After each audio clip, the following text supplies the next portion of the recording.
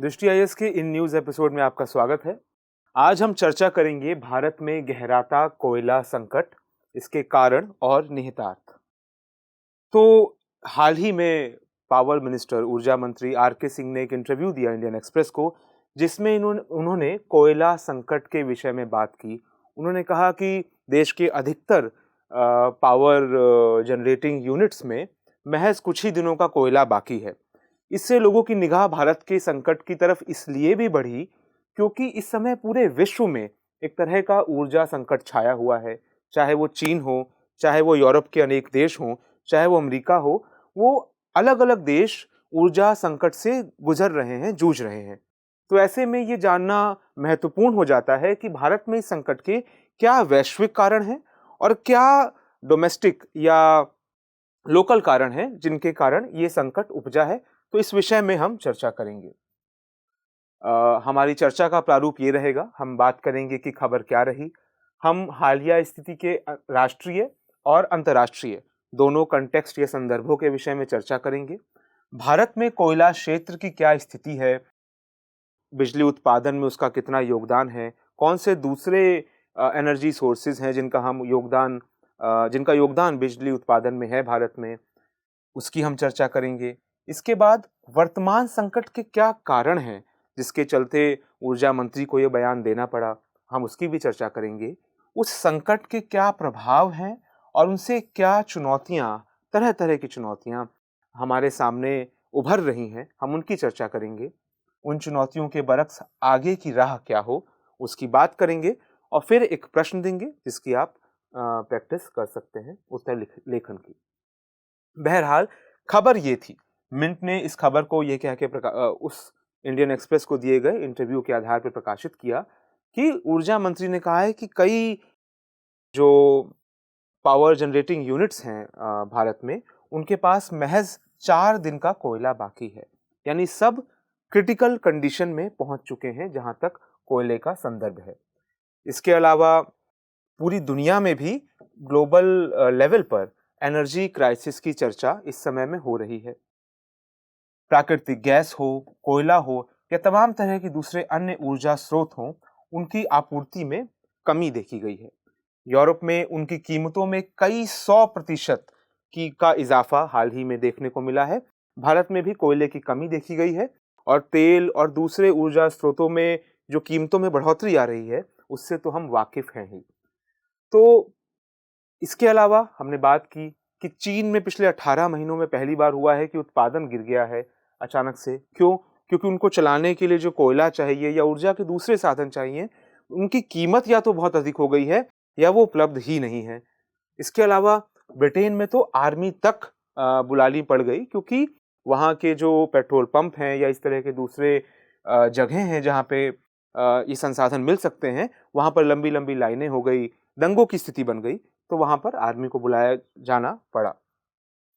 तो ये पूरा परिप्रेक्ष्य रहा है। इस परिप्रेक्ष्य के बाद हम पहले ये जान लेते हैं कि भारत में कोयला क्षेत्र या कोल सेक्टर की स्थिति क्या है, उसकी उपस्थिति किस रूप में है। तो भारत दुनिया में दूसरा सबसे बड़ा कोयला उत्पादक है। माना जाता है कि जो प्रूवन कोल माइंस हैं, उसके हिसाब से भारत के पास दुनिया में 5वां सबसे बड़ा कोयला भंडार है और इसके बाद भारत दुनिया का दूसरा सबसे बड़ा कोयला उत्पादक मुल्क है। प्रथम नंबर पर चीन आता है। उसके बाद हम देखते हैं कि इस फैक्ट के बावजूद जो सामने एक दूसरा फैक्ट काउंटर में खड़ा होता है, वो ये कि हम फिर भी जो घरेलू उत्पादन है वो इतना नहीं कर पाते कि हमारी सारी घरेलू आवश्यकताएं पूरी हो जाएं।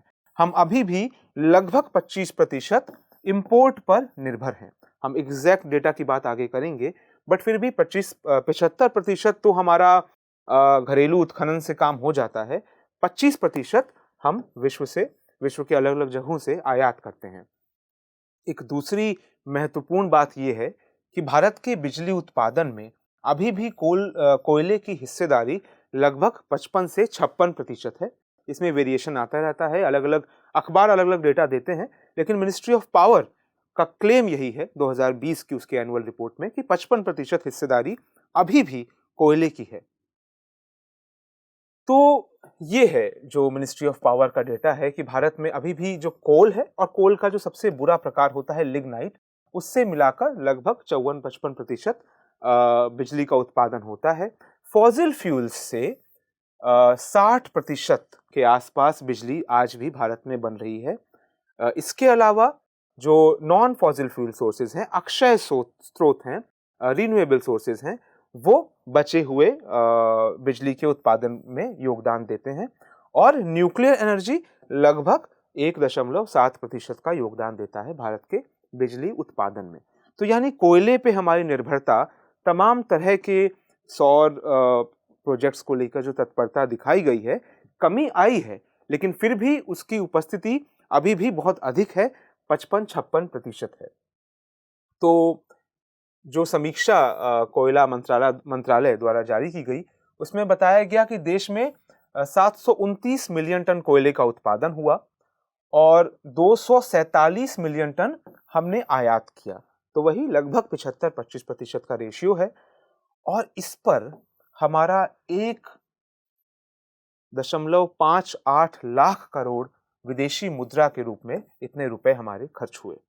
और ये आयात, एक और जो गंभीर विषय है वो ये कि ये आयात बढ़ रहा है।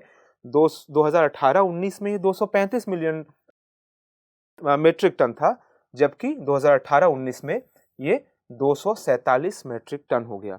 तो ये आयात बढ़ता भी जा रहा है, ये भी एक चिंता का विषय है।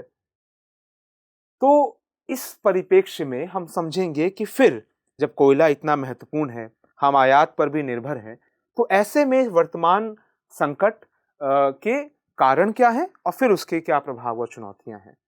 तो सबसे पहले तो हम कुछ राष्ट्रीय कारणों को भी देखते हैं। ऐसा नहीं है कि ये कारण केवल भारत में घटे, इनमें से हम देखेंगे कई कारण ऐसे हैं जो पूरे विश्व में इस दौरान घट रहे हैं, लेकिन फिर भी भारत में इनकी उपस्थिति मानीखेज है। इनका एक इम्पॉर्टेंट कॉन्ट्रीब्यूशन है इस प्रेजेंट संकट में, वर्तमान संकट में। तो पहला तो ये कि कोरोना की जब महामारी आई और उसके बाद लॉकडाउन आया, तमाम आर्थिक गतिविधियां अचानक से ठप पड़ गई। तो ऐसे में जो कोयला उत्पादन था या तमाम ऊर्जा के दूसरे स्रोत थे, उन्होंने भी अपना उत्पादन घटा दिया। तो घटाना तो बहुत आसान था, लेकिन जब अब आर्थिक गतिविधियां सामान्य हो गई हैं, तब अचानक से डिमांड बहुत ज्यादा बढ़ी है और जो सप्लाई है वो उसको मैच नहीं कर पा रही है। तो सबसे पहला कारण तो यही है जो पूरे विश्व में आमतौर पर देखा गया। इसके बाद क्या हुआ है कि बिजली की मांग में भी अचानक से तेजी आई है। इसको लेके एक थ्योरी ये भी है कि भारत में मिडिल क्लास फैल रहा है।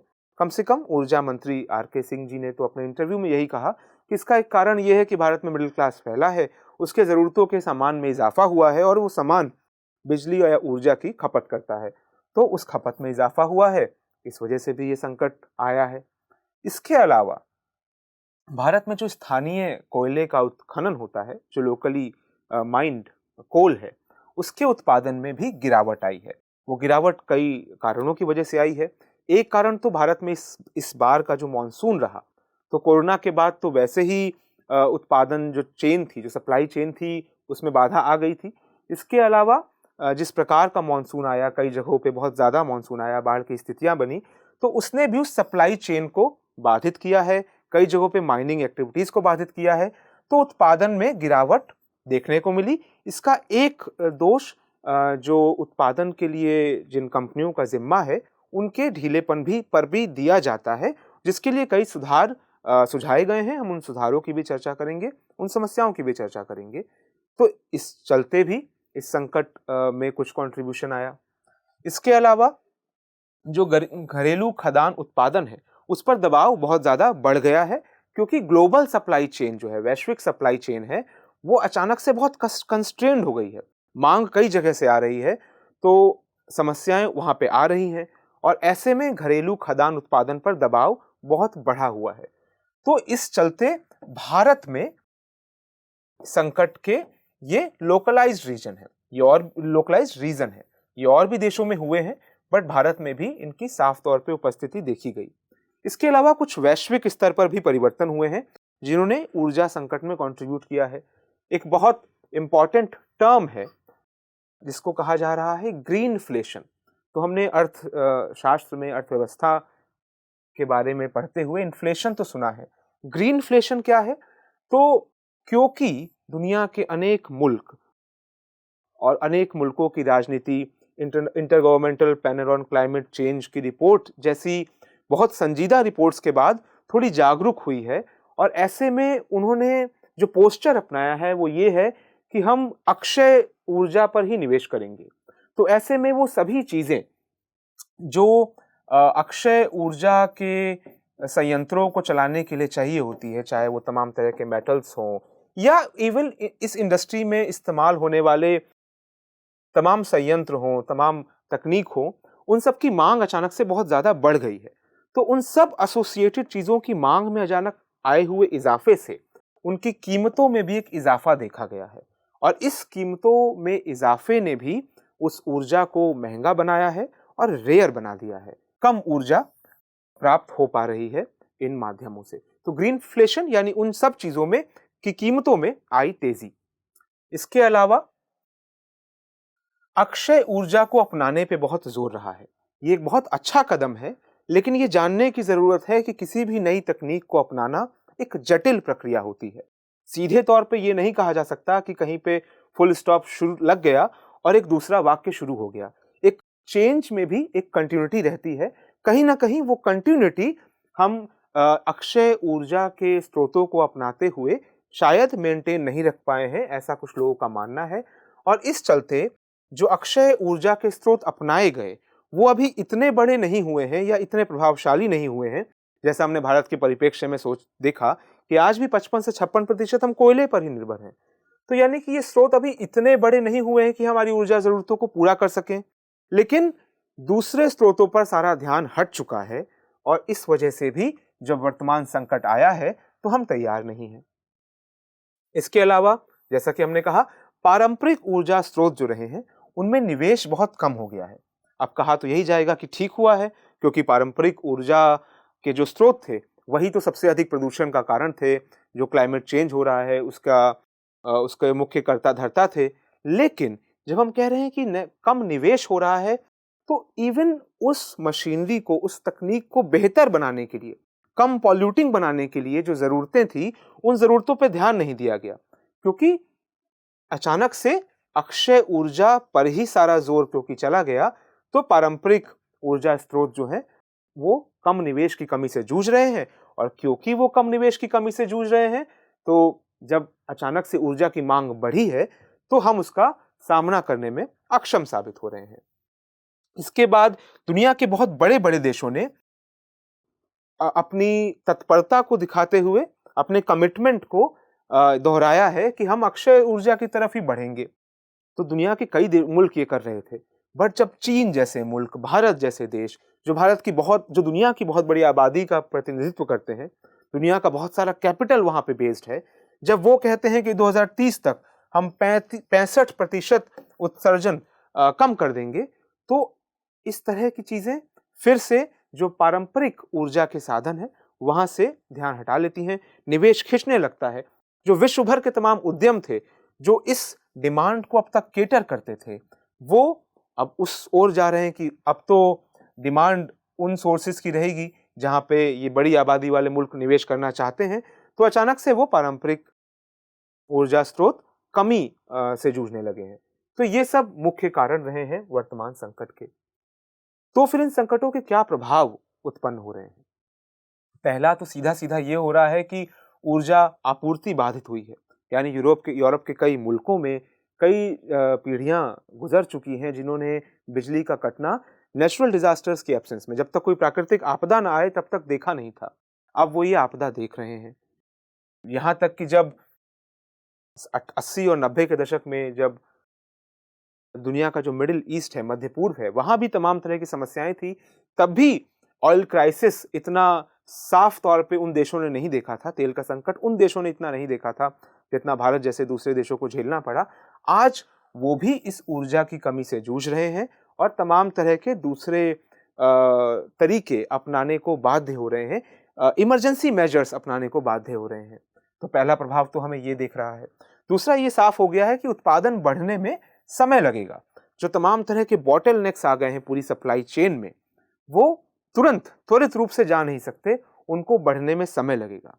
उस पर तुर्रा ये है कि त्योहारों का मौसम आ रहा है, भारत में दिवाली आ रहा है, पश्चिम में क्रिसमस का मौसम आने वाला है, सर्दियां आने वाली हैं, और ऐसे में कहा जाता है कि ऊर्जा की खपत और बढ़ती है।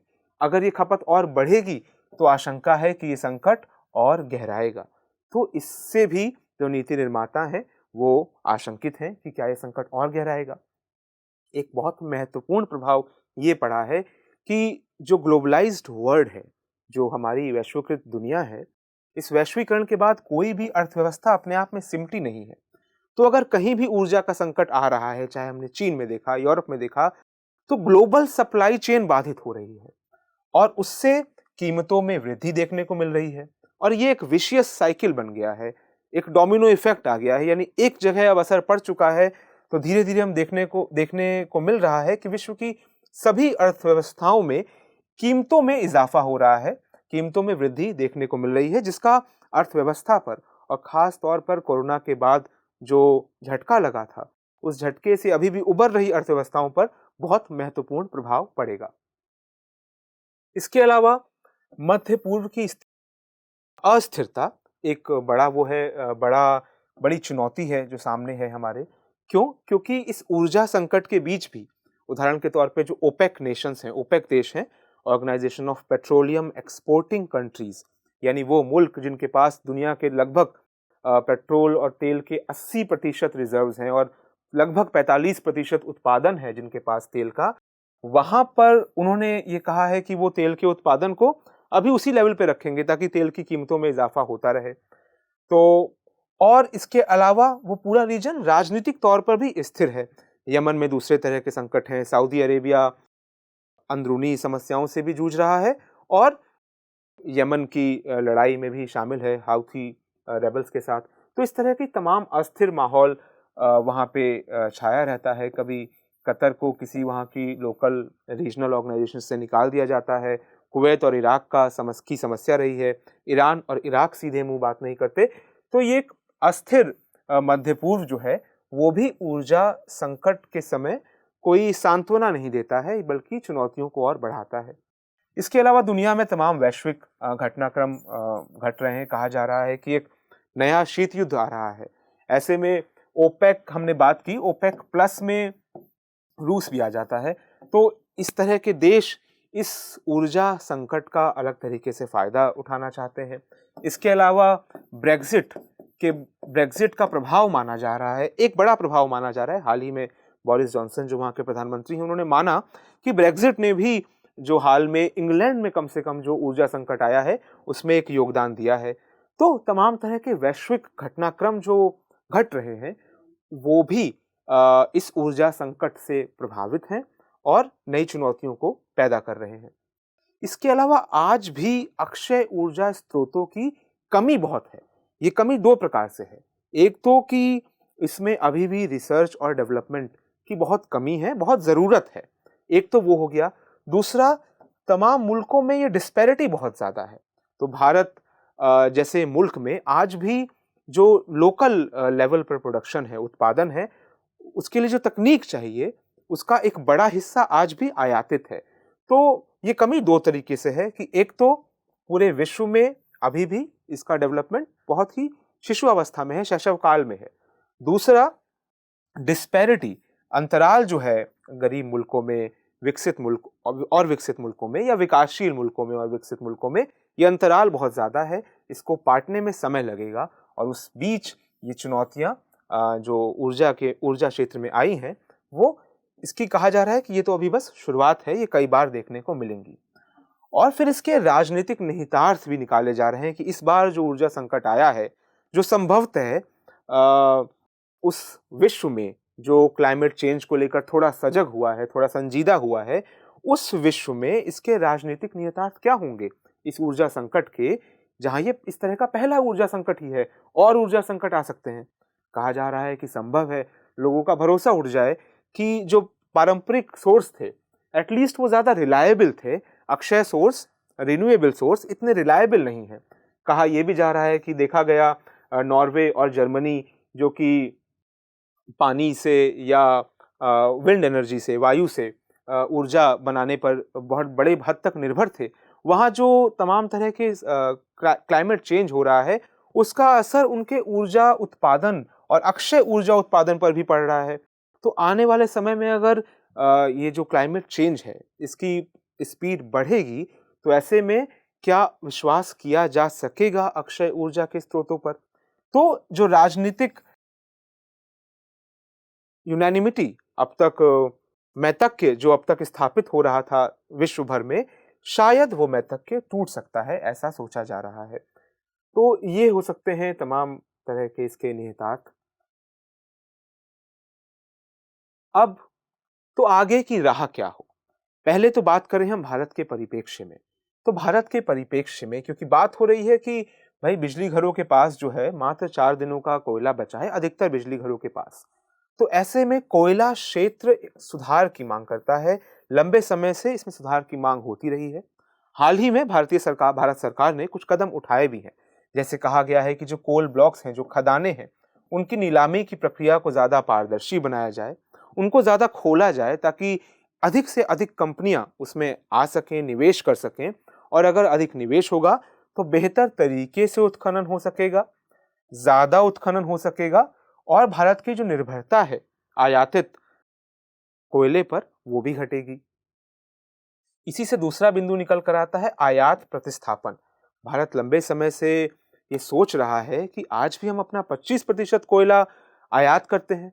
हमारे पास इतना रिसोर्स है कि कहा जा रहा है कि अभी की स्थिति में अगले 100 वर्षों के लिए हमारे पास कोयला है। अब इन पर 100 वर्ष बैठकर इनको हम कोहिनूर तो बना नहीं लेंगे। तो कोशिश ये है कि उत्खनन बढ़ाया जाए और जल्दी से जल्दी इंपोर्ट सब्स्टिट्यूशन यानी आयात प्रतिस्थापन किया जाए। यानी जो 25% लगभग कोयला हम आयात कर रहे हैं, इसको हटाकर इसकी जगह डोमेस्टिकली प्रोड्यूस्ड कोयला ही इस्तेमाल किया जाए। तो एक तो उतनी दूर से जो कोयला यहाँ तक आता है, उसका भी क्लाइमेट चेंज पर एक प्रभाव पड़ता है। उसकी ट्रांसपोर्टेशन के लिए जो एनर्जी का क्षय होता है, वो भी हम बचाएंगे, और इसके अलावा हम अपना फॉरेन एक्सचेंज भी बचाएंगे। तो एक सुधार ये सुझाया गया है। इसके अलावा भारत में जो कोल उत्खनन है उस पर और उसके डिस्ट्रीब्यूशन पर, तमाम तरह की गतिविधियों पर कोल इंडिया का एकाधिकार रहा है। हाल की सरकारी नीतियां ये बताती हैं कि भारत इस तरह के एकाधिकारों से दूर जा रहा है।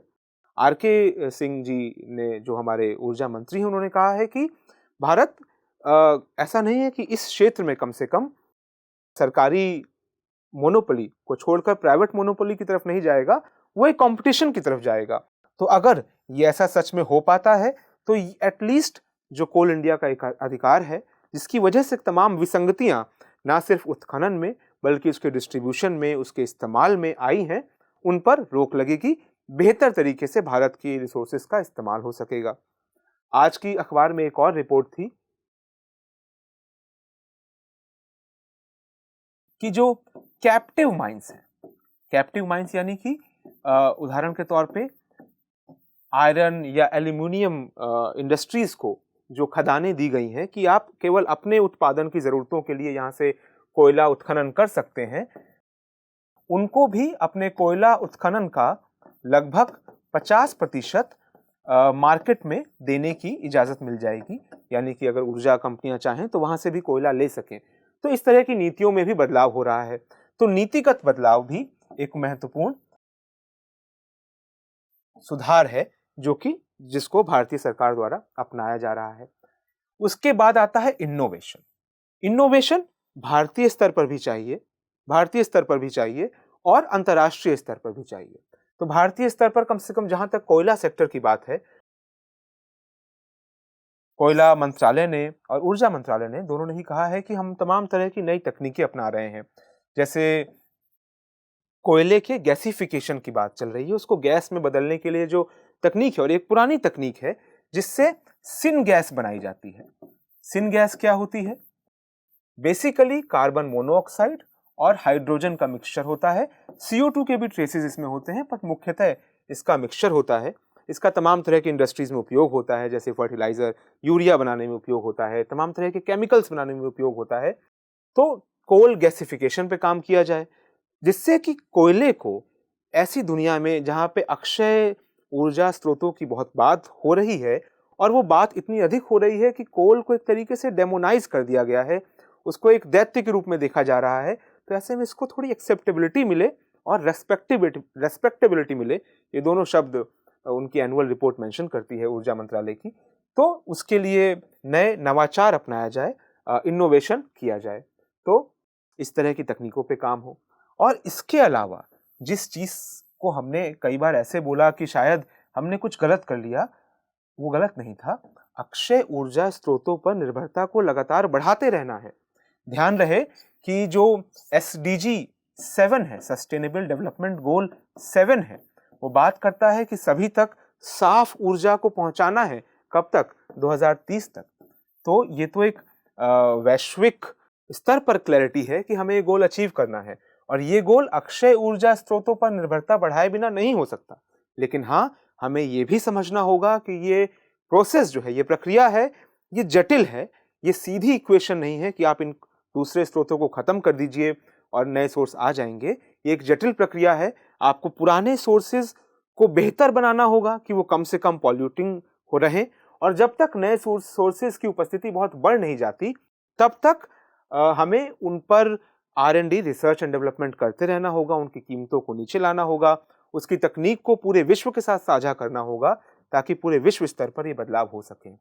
और इसके बाद सबसे महत्वपूर्ण और सबसे ऊपर जो लिखा है, हम इसकी चर्चा सबसे आखिरी में कर रहे हैं, क्योंकि ये सब जानने के बाद हम कह सकते हैं कि हमें सामाजिक स्तर पर इसकी स्वीकार्यता को बढ़ाना होगा, इसके प्रति इंटरेस्ट को बढ़ाना होगा, क्योंकि जिस तरह की ऊर्जा की खपत लोग करते हैं, उसको एक नैतिक प्रश्न भी बनाना होगा, एक नैतिक समस्या भी बनाना होगा, क्योंकि ये धरती को बंजर बनाने की ओर, हमारा अब तक का ऊर्जा का प्रयोग धरती को बंजर बनाने की ओर ले जा रहा है। तो सामाजिक जागरूकता, बिहेवियरल चेंज, उस पर भी काम करना होगा। ये सब मिलकर हमारे आगे की राह को निर्दिष्ट कर सकता है। इस सब जानकारी के आधार पर आपके सामने आज का प्रश्न ये है।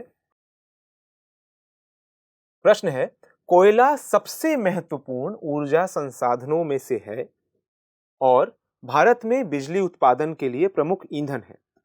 भारत में कोयले के वाणिज्यिक खनन की आवश्यकता और चुनौतियों का विश्लेषण कीजिए। आप इस उत्तर को लिखकर अपने मेंस आंसर राइटिंग की प्रैक्टिस कीजिए। नमस्कार।